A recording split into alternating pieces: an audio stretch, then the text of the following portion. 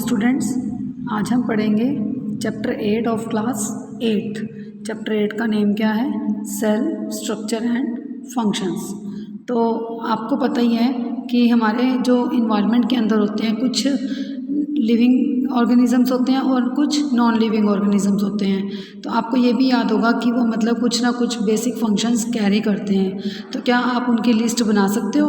जो डिफरेंट हमारे ऑर्गन्स होते हैं उनके मतलब कि फंक्शंस भी वेरी करते हैं आपस में, उनके मतलब जो फंक्शंस होते हैं वो भी डिफरेंट होते हैं। तो इन आपने मतलब कि इस चैप्टर के अंदर हम क्या क्या पढ़ेंगे? हम पढ़ेंगे कि एक मतलब कि ऑर्गन का स्ट्रक्चरल यूनिट कैसा होता है, उसके बेसिक फंक्शन क्या होते हैं, इस सब के बारे में हम पढ़ेंगे। और जो मतलब कि सेल्स होते हैं हमारे, और नंबर ऑफ सेल्स कितने होते हैं, ऑर्गेनिजम्स होते हैं, वैरायटी सेल्स, नंबर्स हो गए, शेप हो गई, साइजेस हो गए, ये सारा हम इस चैप्टर के अंदर पढ़ेंगे। तो आपको पता है कि हम इसको स्टार्ट करते हैं। You have already learn that things around us are either living और नॉन लिविंग, ये मैं आपको बता चुकी हूँ। Further you may recall that the all living organisms carry out certain basic functions. हमने ये भी पढ़ा है अभी कि कुछ ना कुछ जो ऑर्गेनिजम्स होते हैं वो अपना अपना मतलब कि बेसिक फंक्शन, उनका अलग अलग वो बेसिक फंक्शन कैरी करते हैं। Can you list this function? Different set of organs perform the various function you have listed in this chapter. We shall learn about the basic structural unit of an organ which is the cell. जो भी हमारे organs होते हैं उनका structural unit क्या होता है, उनके बेसिक फंक्शंस क्या होते हैं, उसे हम बोलते हैं सेल्स। सेल में be compared of bricks. Cells जो होते हैं जिस तरह मतलब कि हम सेल्स को एक ब्रिक्स के साथ कंपेयर किया गया है। जैसे हम मतलब कि ब्रिक्स की बात करें तो ब्रिक्स में क्या होता है कि हम मतलब कि ब्रिक्स को आपस में जोड़ जोड़ कर क्या करते हैं, असेंबल कर करके एक बिल्डिंग बना देते हैं। तो इसी तरह से जो हमारे सेल्स होते हैं, हमारी बॉडी के अंदर जो सेल्स होते हैं उनको मतलब कंपेयर करके क्या बनाया जाता है, एक ऑर्गेनिज्म। सेल्स को कंपेयर करके क्या बनता है, एक ऑर्गेनिजम्स। और अब हमारा आता है next topic, discovery of the cell. तो Robert Hooke in 1665 observed slices of cork under a simple magnifying device. Cork is a part of bark of a tree. He took thin slices of cork and observed them under a microscope. He noticed partition boxes और compartment of the cork slice. क्या किया Robert Hooke ने 1665 में slices, cork की slice पर magnifying device से एक experiment किया। कैसे किया उन्होंने? मतलब कि जो कॉर्क होता है वो क्या होता है, हमारे पास एक ट्री का, बार्क ऑफ ट्री का एक पार्ट होता है। तो उन्होंने क्या किया इसमें कि उन्होंने मतलब जो कॉर्क की स्लाइसेस थी उनको पतला पतला काट लिया और माइक्रोस्कोप के साथ ऑब्जर्व किया। तो उन्होंने जो नोटिस किया वो क्या था, पार्टीशन बॉक्स और मतलब कि कंपार्टमेंट्स जो कॉर्क स्लाइस के थे वो सेपरेटेड अलग अलग हो गए। जैसे कि आप ये फिगर देख सकते हो, ये हमारी एक कॉर्क स्लाइस है। तो इसमें मतलब कि हमारे पास ये अलग अलग पार्टीशन हुए हैं, ये बॉक्सेस और कंपार्टमेंट में ये पार्टीशन हो गया।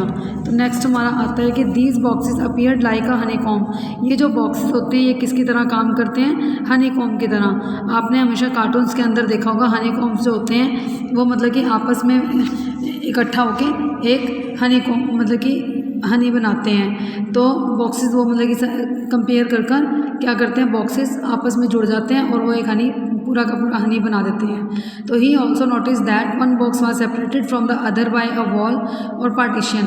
तो उन्होंने ये भी नोटिस किया कि जो एक बॉक्स था वो मतलब कि दूसरे बॉक्स के साथ अलग था, चाहे वो वॉल हो या कोई भी पार्टीशन हो। तो Hooke coined the term cell for each box. उन्होंने मतलब कि हर एक बॉक्स को क्या नाम दे दिया, सेल का नाम दे दिया। What Hooke observe that as the boxes और cell in the cork were actually dead cell. जो भी हुक ने वहाँ पे ऑब्जर्व किया बॉक्सेस और सेल्स के अंदर, जो कॉर्क की स्लाइस के ऊपर उन्होंने एक्सपेरिमेंट किया, वहाँ पर कैसे किस तरह के सेल्स थे, dead cell. Cells of living organism could be observe only after the discovery of improved microscope. हमने अगर ये डिस्कवरी बार बार करनी है तो उसके लिए क्या करना पड़ेगा, हमें अपने माइक्रोस्कोप्स को काफ़ी इम्प्रूव करना पड़ेगा। उन्होंने ये भी ऑब्जर्व किया। Very little was known about the cell for the next 150 years. उन्होंने रॉबर्ट हुक ने जो ऑब्जर्वेशंस की वो मतलब कि कितने ईयर्स तक की, 150 ईयर्स तक। Today we know a lot about cell structure and its function because of improved microscope having high magnification. जो हमारे पास आज के टाइम में सेल स्ट्रक्चर हैं या उनके फंक्शंस जो काम करते हैं वो हमारे पास इम्प्रूव्ड माइक्रोस्कोप्स हैं, और मतलब कि क्योंकि उनकी जो मैग्नीफिकेशन है वो काफ़ी हायर पॉइंट पर है, हाई है। तो आगे आता है हमारा द सेल। सेल क्या चीज़ होती है उसको पढ़ते हैं। Both bricks in building and cell in the living organism are basic structural units. The buildings built of similar bricks have different designs, shapes and sizes. Similarly, in the living world, organisms differ from the one another, but all are made up of cells. Cells in the living organism are complex living structure unlike non-living bricks. जिस तरह से हम मतलब कि BRICS को जोड़ कर BRICS को कंपेयर मतलब वो असेंबल कर क्या करते हैं, एक बिल्डिंग बना देते हैं। इसी तरह से जो सेल्स होते हैं वो आपस में जुड़कर क्या बनाते हैं, एक लिविंग ऑर्गेनिज्म। तो जो उनके बेसिक स्ट्रक्चर तैयार करते हैं। जो बिल्डिंग होती है हमारी वो कैसे बनती है, सिमिलर ब्रिक्स लगाते हैं हम उसमें और अलग अलग उसको शेप्स दे सकते हैं, अलग अलग उसको डिज़ाइंस दे सकते हैं और अलग अलग साइज़ दे सकते हैं। जैसे कि आपका घर, आपने अपने घर पर देखा होगा, आपका घर बना है तो क्या होता है कि जो आपके नेबर्स में घर है वो आपका अलग होगा, जो उससे आगे घर होगा वो अलग होगा। इसी तरह से मतलब जो सेल्स होते हैं वो कंपेयर होकर अलग अलग बॉडी पार्ट्स बनाते हैं। तो सिमिलरली हम लिविंग वर्ल्ड की बात करें तो organism differ from one another but all are made up of cells. जो हमारे ऑर्गेनिज्म डिफ़र तो होते हैं बट बनते किससे हैं, वो सेल से ही बनते हैं। क्योंकि हमारे पास जो ब्रिक्स होती हैं वो भी तो सेम ही होती हैं, तो इस तरह से हमारे पास सेल्स भी सेम होंगे बट शेप्स और साइज़ अलग अलग होंगे। तो cells in the living organism are complex living structure unlike non living bricks. इसी तरह से जो सेल्स होते हैं हमारे लिविंग ऑर्गेनिजम्स को बनाते हैं जो, तो वो कैसा स्ट्रक्चर तैयार करते हैं, कॉम्प्लेक्स लिविंग स्ट्रक्चर तैयार करते हैं अनलाइक नॉन लिविंग ब्रिक्स। मतलब कि जिस तरह से ब्रिक्स मतलब कि अलग अलग स्ट्रक्चर तैयार करती हैं, उसी तरह से हमारे सेल्स भी अलग अलग स्ट्रक्चर तैयार करते हैं, किसमें, बॉडी में। अब पहेली हैरान है, पहेली पूछती है कि hen eggs can be seen easily. हम जो हैन के एग होते हैं उनको ईजिली देख सकते हैं, बट क्या वो सेल्स होते हैं या ग्रुप ऑफ सेल्स होते हैं? इसका आंसर देखिए कि the egg of hen present a single cell. जो एग होता है हैन का वो क्या होता है, सिंगल सेल होता है and big enough to seen by the unaided eye. हम उनको मतलब कि हमें उनको देखने के लिए मैग्नीफाइंग ग्लास की ज़रूरत नहीं पड़ती। अब हमारे पास एक ब्रिक वॉल दी हुई है, एक हमारे पास अनियन पील दिया हुआ है। ये देखिए इसी तरह से हमारी ये ब्रिक्स को जोड़कर क्या बनाया गया है, एक शेप बनाई गई है। इसी तरह से अनियन पील को मतलब कंपेयर कर एक मतलब पूरा स्ट्रक्चर तैयार किया गया है। तो नेक्स्ट हमारा आता है organism show variety in cell number shape and sizes. तो अब मतलब कि ऑर्गेनिज्म शो क्या करते हैं, अलग तरह की वैरायटी शो करते हैं, उनके नंबर्स अलग होते हैं और उनकी शेप्स होती हैं और उनके अलग अलग साइजेस होते हैं। तो how do scientist observe and study the living cells. Scientist ने कैसे ऑब्जर्व किया और कैसे उन पर स्टडी किया? उन्होंने दे यूज़ माइक्रोस्कोप विच मैग्नीफाइंग ऑब्जेक्ट्स। उन्होंने मतलब कि माइक्रोस्कोप की हेल्प से मैग्नीफाइंग ऑब्जेक्ट्स जो थे हमारे, उनकी हेल्प से ये ऑब्जर्वेशन की। Stains dyes are use to colour parts of the cell, study detail structure. उन्होंने जो मतलब कि सेल्स थे उनको अलग अलग कलर्स देकर अलग अलग उनके स्ट्रक्चर बना दिए। जैसे ही हमारा अनियन पील है, इसका हमने येलो कलर दे दिया तो ये हमारा एक तरह से स्ट्रक्चर तैयार हो गया।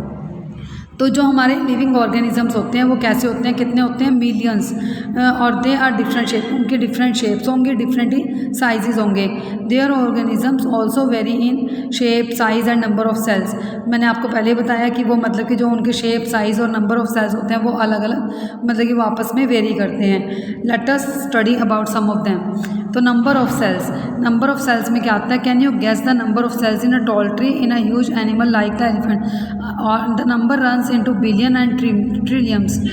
Human body has trillion of cells which vary in shapes and sizes. Different group of cells perform a variety of functions. तो क्या आप गैस कर सकते हैं कि जो एक टॉल ट्री होता है या एनिमल होता है एलिफेंट, उनमें कितने नंबर ऑफ सेल्स होते हैं? तो जो नंबर होते हैं हमारे पास जो मतलब कि क्या वो बिलियन होते हैं या ट्रिलियंस होते हैं? जो ह्यूमन बॉडी में ऑर्गन्स होते हैं वो कितने होते हैं, कितने सेल्स होते हैं उसमें? ट्रिलियन सेल्स होते हैं। Which very in shapes and sizes.